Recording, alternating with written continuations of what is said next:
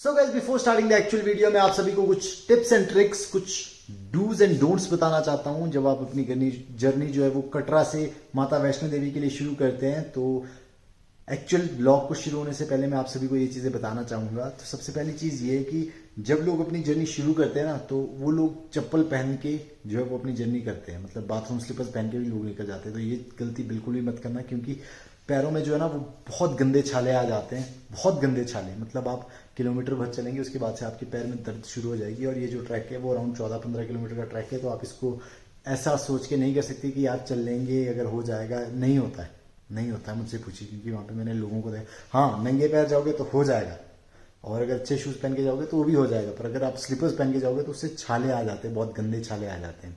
दूसरी चीज ये है कि जो आप शूज पहनते हो, थोड़ा सॉफ्ट सोल और थोड़ा मोटे सोल वाला शूज पहनना।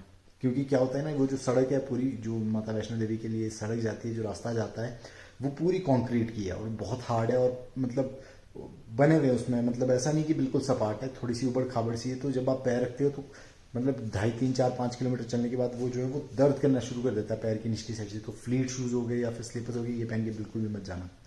दूसरी चीज, जब भी हम अपनी जर्नी शुरू करते हैं, जैसे ट्रैक शुरू करते हैं, तो कुछ लोग क्या करते हैं कि पहले के 2-2.5 किलोमीटर जो है वो भाग भाग के कर लेते हैं, क्योंकि जोश होता है, ताज़ा ताज़ा जोश होता है कि हम तो ट्रैक कर लेंगे। 2.5-3-4 किलोमीटर के बाद बत्ती गुल हो जाती है, तो उसके बाद हर 100-150 मीटर पे वो लोग बैठ के रेस्ट करते हैं, जिस वजह से क्या होता है कि हमारा जो पसीना है वो बिल्कुल ठंडा हो जाता है। तो ये चीज़ बिल्कुल भी हमारे लिए ठीक नहीं होती है, बिल्कुल भी ठीक नहीं होती। और लोग जो है वो पानी पी लेते हैं, जैसे ही चलते हैं पानी दीजिए, हाँफते और उसी टाइम पानी पी लीजिए। ये बिल्कुल भी मत करना, ये गलती आप भी बिल्कुल मत करना।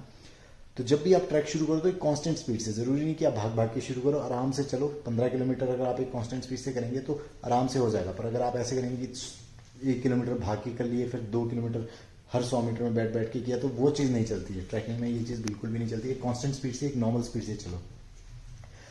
तीसरी चीज़, ये मेरा अपना ओपिनियन है, इसमें प्लीज़ कोई भी ऑफेंड मत होना। तो मेरा ये मानना है कि जो भी वहाँ पे जानवर होते हैं ना यार, तो मतलब अगर आप चल सकते हो तो पैदल चल के जाओ।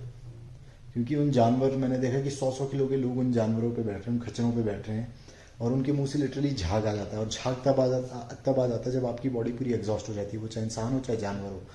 तो अगर हो सके तो पैदल निकलो, नहीं तो हेलीकॉप्टर सर्विसेज है। बेचारे किसी एक ऐसे जानवर को मतलब इस तरह से मुझे अच्छा नहीं लगा, तो इसलिए मैं बोल रहा हूँ। प्लीज़, ये मेरा अपना पर्सनल ओपिनियन है, आप लोग ऑफेंड मत होना।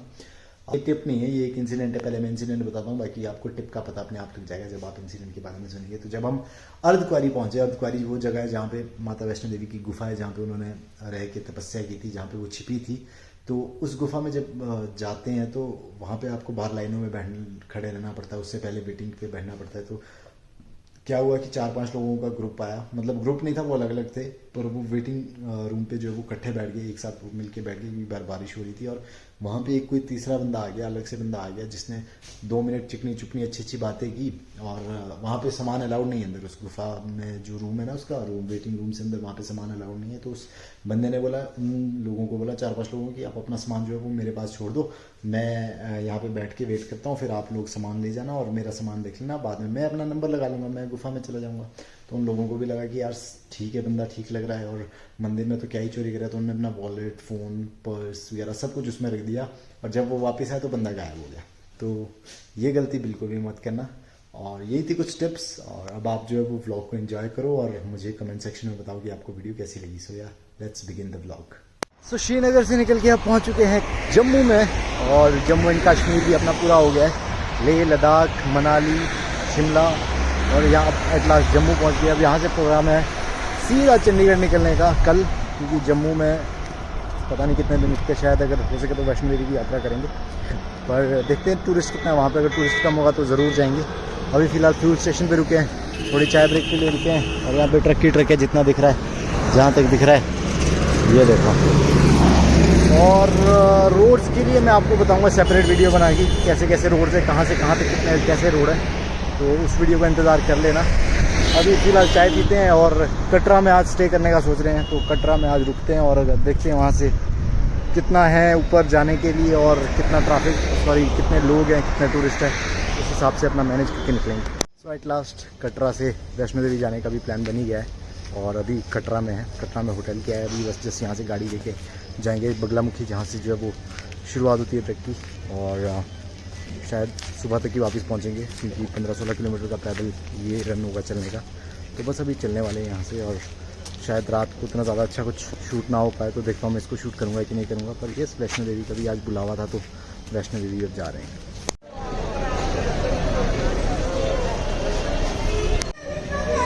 पर्ची डन, अब होगी हमारी यात्रा यहाँ से शुरू।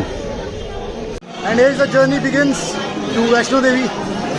और अभी गेट में थोड़ी सी चेकिंग थी, तो वहाँ पे टाइम लग गया, but now we are on our way to Vaishno देवी मंदिर। और ये देखो नज़ारा अभी का।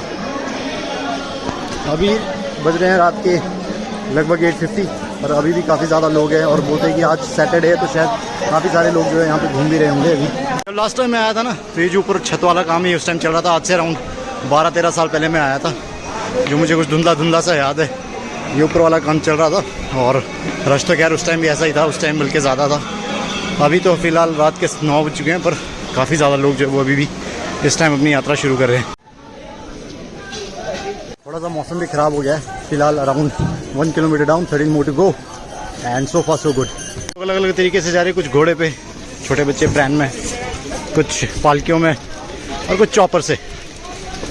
जय माता दी। अपना तो लगा है टॉप गियर, वो भी 4x4 में, तो रुकने का तो कोई सवाल ही नहीं है। बंदे देख के परेशान हो गए, नीचे से दौड़ते हुए कौन आ रहा है ऊपर। पालकी वाले कुछ इस तरह से जा रहे हैं। जब नीचे से लोग यात्रा शुरू करते हैं ना, तो सब बिल्कुल ओके जाते हैं, मतलब फुली चार्ज होके। जब ऊपर से नीचे की तरफ आ रहे होते हैं, मैक्सिमम लोगों को किसी का पैर मुड़ा होता है, किसी के पैर में दर्द होनी शुरू हो गई होती है, या कोई बैठा होता है, या वापसी में घोड़ा करता है, तो ऐसा सीन यहाँ पे हो जाता है। नीचे से शुरुआत की थी तो पूरी जगह भीड़ भड़ाका था, अब जो है वो खाली खाली दिखना शुरू हो गया। अब जो बंदे हैं वो कम हो गए।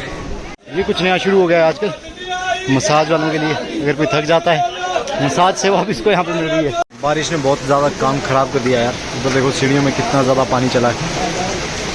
पिछले 15 मिनट से एक शेल्टर में, मतलब शॉप में जाके बैठे हैं। बारिश की रुकने का नाम ही नहीं ले रही है। 2 घंटे बारिश में रुकने के बाद अब फिर से शुरुआत की, और ये देखो बारिश के बाद का नज़ारा। ये सारे जितने भी पीले पीले लोग दिख रहे हैं, सब ने रेनकोट पहना है। हल्की हल्की बूंदाबांदी तो खैर अभी भी चली हुई है, पर चलो रिस्क लेके चलते हैं। ये लोग ऐसे लग रहे हैं भी पीले गुब्बारे भरे हैं जैसे। बारिश ही बहुत तेज़ आई यार, बहुत ज़्यादा तेज़। नीचे जो लाइट्स दिख रही है सारी कटरा शहर, पूरा कटरा शहर। और मौसम देखो कैसे, बिजली कड़कड़ा रही है। अगर बारिश न लगी होती ना, तो शायद इस टाइम टॉप वाले भैरव के मंदिर के पास हम पहुँच गए थे। बारिश ने 2 घंटा वेस्ट किया है, 2 घंटे। अभी भी अर्धकुआरी के पास पहुँचे, नॉट बैड। स्पीड काफ़ी अच्छी मेंटेन करके रखी हुई है। ये अर्धकुआरी से कटरा का व्यू, और उधर को कहीं दिखेगा जम्मू पीछे पीछे तक। वो जो पीछे दिख रही है लाइट्स, ये वाली, जो कि अभी पूरी तरह से दिखने रही है। अभी तो फिलहाल कटरा ही दिख रहा है। मेरी टू अर्धकुआरी, हाँ अर्धकुआरी के आसपास कहीं पे भी पहुँचे। अब जस्ट मंदिर एंटर करना है, और इसके बाद अभी और शायद 1.5, 2, 2.5, 3 किलोमीटर की चढ़ाई। मुझे अभी एग्जैक्टली याद नहीं कितनी है, पर yes this is the view. लोग बहुत सारे हैं इस टाइम पे भी, हालांकि रात के 1 बज चुके हैं, ऑलमोस्ट 1 बज चुके हैं, बट स्टिल बहुत सारे लोग हैं, बहुत सारे। सो अभी टाइम हो रहा है 3:28, और अभी जाके दर्शन हो गए अर्धकुआरी के। अब जा रहे हैं यहाँ से ऊपर भैरव मंदिर वाली साइड में, तो देखते कितना टाइम और लगता है। यहाँ से लगभग 7 किलोमीटर का ही सफ़र और है यहाँ से बाकी। अभी अर्धकुआरी से भी बाहर निकले तो अच्छे से दर्शन हो गया। लोग 3-3 दिनों से लाइन में बैठे हैं, हमारा 2 घंटे में काम हो गया। This is luck. यही शायद बुलावा था माता रानी का। अब आगे की तरफ से जर्नी फिर से कंटिन्यू करते हैं। अंदर जो है वो कैमरा अलाउड नहीं था, तो अंदर कुछ शूट नहीं किया।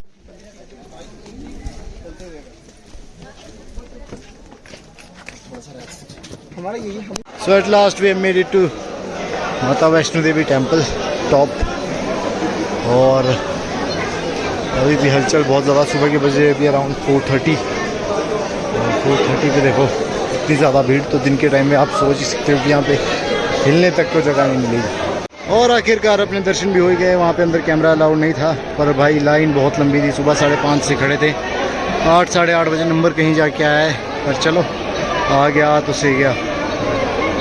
अभी देखते हैं ऊपर जाने का प्लान है। अब यहाँ से भैरव मंदिर कितना टाइम लगता है। और भीड़ देखो यार, इतनी ज़्यादा भीड़ है। दिन में तो काफ़ी ज़्यादा भीड़ हो जाती है, काफ़ी ज़्यादा। टाइम हो रहा है अभी 9:43, और भैरव के मंदिर की तरफ अब यहाँ से चल रहे हैं। सांस फूल रही है, बारिश आ रही है, पर फिर भी हम डटे हुए हैं और चले हुए हैं। हमारे को नीचे से ऊपर आने में लगा अराउंड 5 घंटे के करीब। तो I think 5 hours for 14 kilometres is not bad at all. और दर्शन भी ऑलमोस्ट सब कुछ ही हो गए, सारे हो गए।